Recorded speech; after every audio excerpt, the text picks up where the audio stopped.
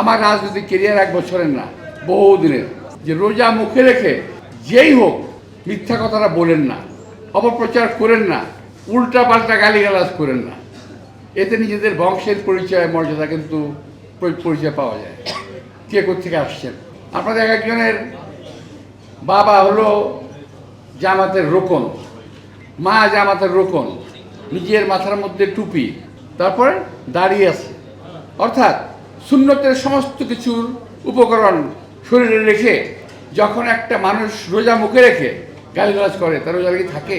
তো ভাই, আমি শুধু প্রতিবাদ করি, কথা আমি বলে গেলাম, কেন জানেন? অনেকগুলো মিডিয়া তো প্রতিবাদটা করে গেলাম। তবে আমরা রোজা মুখে রেখে গালিগালাজ করি না, মিথ্যা কথা বলি না, একজন মানুষের বিরুদ্ধে অপবাদ দিয়ে নিজেকে প্রতিষ্ঠিত করার চেষ্টা কখনো করি নাই। RICL TMX, যুগের পর যুগ স্থাপনা থাকে মজবুত। আমার রাজনৈতিক কেরিয়ার 1 বছরের না, বহুদিনের। তোমাদের অনেকের জন্ম হয় নাই, বাপ মায়েরও বিয়ে হয় নাই। সুতরাং এই কেরিয়ারকে টোকা দিয়ে ফেলে দেওয়ার চেষ্টা করো না। নিজেদের কেরিয়ারকে বিল্ড আপ করো, সত্যি কথা বলে, মিথ্যা কথা বলে, অপবাদ দিয়ে এই রোজার মাসে মানুষকে খারাপ করার চেষ্টা করো না।